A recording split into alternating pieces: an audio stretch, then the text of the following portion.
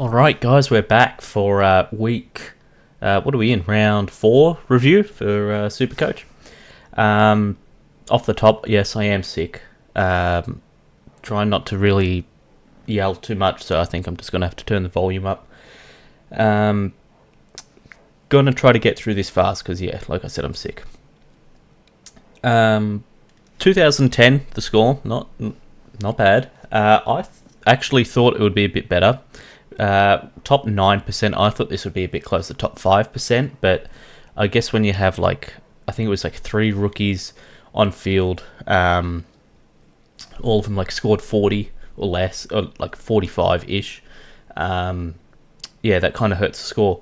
I feel like this week was one of the more important weeks for Supercoach. A lot of picks showed that they were good and you should have held the faith. And then some are showing absolute trap picks. One of them I did fall for, but it was out of necessity. Yeah, 15k rank, that's pretty bad. But yeah, we'll work through it. 11 million for the team value. Really trying to work towards getting that to 13. Last year when I was rank, I feel like I was in the top 50 or something like that. It was it was all about team value, and that's how you were staying up, because team value means you typically have good players in your side, and it means you also have the correct rookies as well. So going through it, the trades I ended up making were, I brought Baz in, brought Moraes in, and I brought in Marek. So I don't know. I think Moraes was the right pick. He just didn't score well, which was always a chance against St Kilda. I thought Port were kind of really gettable in that game, and they are. Sheasel 144, moved back to halfback, so we'll see how long that lasts if it was just a one-game thing. North looked terrible. You can't come off the field in a team huddle in an AFL game, right? That's a under 18s thing. I thought Simpkin being their captain, doing something like that wasn't a good look for the club, especially when they're going after free agents. How are you going to sell that? You're a team that just did something that you do in under 18s. Okay, so they got beat. They got beat pretty bad. The game plan looked bad. Everything looked bad. But they weren't the worst team of the weekend. That was still West Coast, obviously. But because of what they did at the end of the game, I think that makes it look worse than West Coast. Yeah, I don't know why they did that. That was pretty stupid. I think that's something that you leave to a Monday morning training session or a talk in the locker room after the game. I think doing that on the field with all the cameras, that sets back the club. Why would anyone want to play there now? Jordan Clark, I thought this was his worst game, but still a very good game. Luke Ryan really got into it this game. Everyone was cramping up at the end. It looked like the only people that could run at the end of the game were Andy Brayshaw, Jordan Clark, and a bit of Serong. He could get 5 steps, and that would be enough for him to get a clearance. I don't know what's up with Freo. They're a very weird team. Their game plan at points looks good because they're going fast, and the current AFL meta game is small and fast, and they have that. They have Shea Bolton, who's small and fast. They have Murphy Reed, who looks excellent. They have all these guys, but then at times they just want to do this kick mark, handball, slow the game down. What are you doing? Go faster. You've got the team for it. And on all reports, everyone that they've got is also an endurance machine. Brayshaw can run out a game. Clark can run out a game. Yeah, I don't know what's up with him. Give me a second. Yeah, like I said, sick and I feel like shit. Roberts was pretty poor. I think that this is a matter of Sydney's defense was not tested at all. Bice had a good game. We'll go on to that later, but if you get a rookie score 80 plus, you take that. So I'm not worried about missing out on 40 points. Roberts could be an issue if Sydney have an easier schedule, which I think from here on it gets a bit tougher. Collingwood, Gather Round.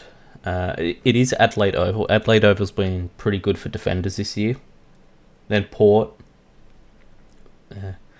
Gold Coast would be a good game for Roberts.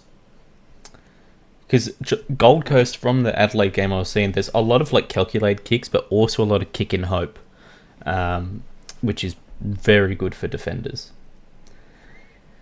GWS is interesting for him. Essendon's not bad. Essendon actually is pretty bad. Essendon might get killed at Marvel. We'll see.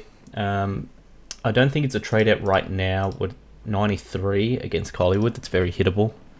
On to the next one though. Fraser could be a trade out. This looks like a disaster. This was one of those bait picks I was talking about. I was kind of forced into it because Jaden Short still hasn't been good. He's had one good game all year.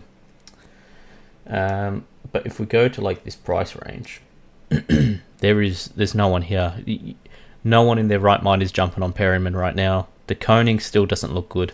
Stanley's in the team, so De Koning kind of got helped by a couple of intercepts, and I think he had a goal as well. Jack Payne's key defender. Broad, no. Tucker, no. Aliir, no. It's kind of just a weird spot, honestly. Like, I guess you kind of like sit and hope like a Miller or something comes good, and he can buy you time to get to someone, but yeah, not great. Don't know what I'm going to do with that. I have to find a way out of it. His break-even's very high now, and Brisbane are not an easy team to score on. Sullivan looks like another Geelong pick, right? Like, they always get these guys. Somehow their recruiting is top tier. They just keep getting in these guys, right? So he's safe. He's probably going to be a mainstay for them now.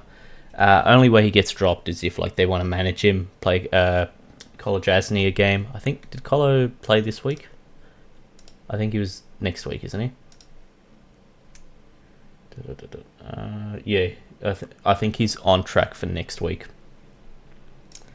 There's a chance that they manage him. It is Chris Scott. They could manage him, but I think in the long term, he's got that spot solidified, right? He'll be a 400k rookie soon. So I think this is kind of my way out of Fraser, which sucks because O'Sullivan's pretty good. You should use him to get to a real premium, but oh well, got to plug holes somehow. Zachary didn't play. Bice, like I said, he was great. This was really his breakout game. His last big score against Freo was kind of like carried by the goal at the end. This one was a 4-quarter game. Negative 98. If you don't have him, obviously move heaven and earth to get him in. You should have brought him in this week if you didn't have him. I have him because I messed up round 1. So I kind of just had to go to a guy and hope that he continued to get games. If we just sort by break even. You've got to get him in. No matter what, you've got to get him in. Not really any way around it. Like I said, once I saw Trainer over like 75, I knew Bice could go higher, but realistically, after the last couple of weeks, where like look at this, 43, 46, 56, 29, 54, you take the 80, right? I think that's just the safer play. In hindsight, obviously, I just wouldn't have Fraser, and then I'd be fielding all of them. But yeah, that's how it is. Trainer, on the other hand, he was actually pretty good. I really like how Richmond are setting up their rebuild. They're going to suck, right? Like, they're going to lose games, but they're going to stay competitive for about a half. And that's actually a really good way to go about it. I wish there was another team that would do that instead of hanging on to veterans for way too long. That now that they're trying to rebuild, they have no one with any talent. That it puts it all on number 1 pick who doesn't look ready. So Serong 142. This was easily his best game of the year, like easily. I thought last week he played very good, but the efficiency was just terrible. A lot of hat kicking last week. This week a lot more like worked kick in, a lot more clearance. That's not just bomb it out. It's actually run around the corner, use your speed. He was very good. Neil was also good. Neil still keeps going. I don't think he's going to be a top 3 to 4 guy, but I think he's definitely top 8. If you look at this, actually, if you go Neil's history, this is very much how his scoring goes. 3 big games in a row, 2 bad games, and it kind of like works out his average that every year he always hits the 550 point every single year. He's not a trade out. I don't think he's a trade in. I think that there's better options available, and I think Dacos is really coming around the corner to be a very nice pick in the middle of the year. So I wouldn't go for Neil. I'd go for Dacos, definitely. Rosie went over this last week, but accidentally traded him in, so I didn't see the time. This should have been Callahan, who didn't have a good game. He's had 2 bad games in a row, but Rosie just doesn't look like he's trying. I don't know if this is a matter of like Ken's out and he's a Ken guy, or he's not a Ken guy, so he's trying to get Ken out. I don't know what it is. For a captain to put up a very bad performance, like this is a very lucky 76. He did nothing. Like he was very, very poor. No running, no tackling, nothing. Like how many tackles did he end up with? That first half where it was all St Kilda, he was 6 tackles. Their stat sheet tackles, they weren't actually tackles that were preventing points. These were just, you hang around a stoppage enough and you're gonna get tackles. Very bad game from him. A very bad game from a captain, which is kind of happened a lot this weekend. Bad games from captains, especially ones that go and meet with rival clubs. Chera, I thought was very good. Another Voss incident, right? This, how do you not sack? Like, I did this last week. I'm not going into it again. But Voss's game plan and game management is so poor. It's so poor. It really is bad.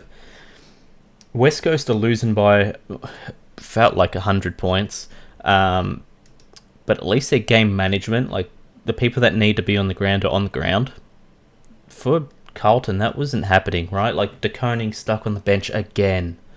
Chera moved all around the ground, then stuck on the bench. Like, if Patrick Cripps said, "I'm out," you have to let him go, right? Like this, he is a very humble player because there is no way any other superstar goes through this, right? Like, I'm talking superstar player. Cripps is multiple-time Brownlow winner. He is very good. He's not the type of player that should have been stuck through this for his whole career. But yeah, Carlton's a mess. You have to sack Voss if you get to like round 6 or 7 and you've only got like 1 win on the board. North you should be able to beat. Who they played this week? West Coast. Okay, so look, they're going to have 2 wins in a row. The media's going to spin it as Carlton are back. If you beat West Coast by any less than like 70, I think that's a sack Voss, because then you've got this Geelong game, which they're going to kill him. Oliver doesn't look amazing anymore, but I think he's still got enough in the tank to put up reasonable scores every week. Like, what did he start at? 450? Is that right? 460? Is this going to show me? 450. I think for that, you're going to get reasonable scores. So it's not the worst pick ever. I wouldn't necessarily trade him out yet. What are we looking at? 109. I think he's still got a bit more cash in him to make. And then this is the type of guy you can go Oliver to Dacos or Oliver to I don't know, Serong, or there's a lot of mids going good at the moment. O'Driscoll is carrying an injury through like middle of the third, or was it the fourth, something like that. He hurt his ankle. Don't think that was the full reason for the 46. I think it was just a game that he couldn't get into. Dogs' pressure was it was bad in the first half, and then it really picked up, and there was only like 3 Freo players that were actually up to it. So, Freo still very gettable. O'Driscoll, we'll see how it goes. I think this is still someone that you field every week, especially going into a Richmond matchup. I don't know how well wings do against Richmond. I don't know if this is a good matchup, actually. We'll see. Serong will get all the attention. I think he's had like a 160 against him last year. Ashcroft was good. I thought this was one of his better games. Maybe his best. Very calculated this week, right? Like, looked like he's been in the system for a little bit. It's how it's going with him that he'll have one of these weeks where he looks composed with the ball, right? He's not just get the ball, kick, get the ball, pass it off. A lot more composed this week. But then he'll have, like last week, he just looked like he didn't know what he was doing. As soon as he got the ball, he had to get rid of it because he doesn't know where to go with it. Brisbane Dogs at Norwood. I think Norwood's a small oval. We'll see how that one goes. I think that's going to be a bad game for a lot of people. Neil might do all right, but could be pretty bad for some people. I think Sorko could probably go 150. Moraes, you kind of had to trade him in. He's looked too good over the last 2, so not worried about this. His break-even's still, negative 37. Port, gather round in Adelaide. Hawks is a tough one, but he'll be fine. You probably just bench him for a while. Hall, didn't really see anything of him. Surprised he got to 56. And never... I've heard 2 things. I've heard that he's hurt, and then this was also managed. They've gone officially with managed, so I guess I'll say that, but I think there is a little bit of an injury as well. Was it the calf, hammy, one of the 2? Basically the same thing. But yeah, Sherry and De Koning. I mean, De Koning, it's Voss, right? Like, this is 130 every week if it's not Voss as his coach. Cherry just couldn't really get into it. There was talks that he was going to miss the game, so at least he got up for it. Better than a 0. Rankin's worst game of the year, definitely. That's pretty easy to see. Adelaide still look extremely good. And if you can have guys like Rankin not perform, and you're still like demolishing teams, assist show scores. I mean, I'm getting this mixed up with last week. This week, it was a mark, and that mark would have got him up to like 90. I mean, if he kicks the goal, then he's on like 95, 96. Yeah, it is what it is. I had this mixed up with last week's game. I kind of forgot the Gold Coast game happened. McRae, still going. I mean, first one of these like value picks to make it to the amount of money you wanted him to be at. 127 average is nuts. You had to start him, right? I think he was like the most owned player or something like that. Horn Francis, 150. This means nothing. It was kind of like a perfect game for him. I don't think this continues. If you trade him out, yes, you made a mistake, cool, but I also didn't start Bailey Smith, right? So it's not that big a deal. Like, I really don't think it's that big a deal. If you kept him, then sure, you got a 150. I think the smarter play was to trade him out, though. So yeah, another week this year we're making probably the smarter play. I don't know. Trading premiums is never smart, so I don't know. Bailey Smith, brought him in this week, 108, better than last week. Still looks very good. He's a midfielder that plays half forward, so his CBAs are never going to be like 50% or anything like that, but he's definitely a midfielder. And then Caleb Daniel, I think that North need to look at how they're structuring this team. What does Caleb Daniel actually give you? And then Marek. Not going to spend too long on West Coast. I mean, it's just beating a dead horse, right? Like, they have no talent on that list at all. I think Harley Reid is kind of showing that if he went to any other team, there'd be a bit more development time put into him instead of, hey, you're the guy. I think Harley's AFL skills are in question. Outside of a fend off and a mark, he can't really do too much. His kick is bad, it's just poor, and he's selfish with the ball because he's always been the best player on his team. Marek, I think, holds his spot down back out of necessity rather than skill. I thought that that one player in particular that was going around Twitter and saying, this is why you don't bring him in. Out of the goal square, kicks it to a 2-on-1, and just so happens that West Coast player marked it. This is goal square, 5 meters, right? Not even a 15-meter kick. He got paid a mark, but it wasn't even a 15-meter kick. Yeah, I don't think he's got to keep that for long, but if he can hit 400k, you trade him on. That'll work out. Stone's got to go, and then Davidson was okay in the fourth, honestly. I thought he was okay in the fourth.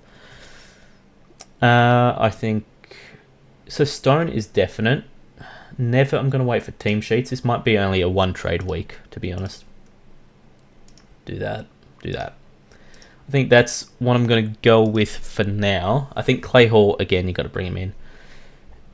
Break even super low. West Coast super suck. So he'll have his games. Will he score? I'm looking really 65 plus every week. So we'll see if he can keep that up. Vice captain and captain. That's a trap. Don't do that one. I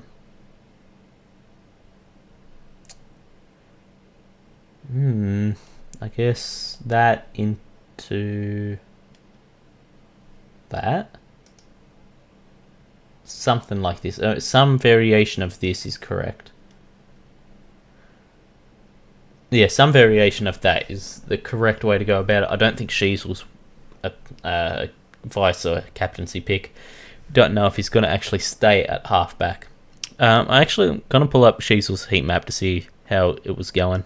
Yeah, so he went full halfback. They couldn't get the ball out of defence, so they could make a change there. So I guess you could go Sheasel, but definitely a vice captain. I wouldn't touch any of those games. Maybe if you got Dacos. I still think big game Dacos probably the best player in the league. Yeah, that's about it for this week. I feel terrible, so I'm going to go lay down, play some FIFA. See you all next week.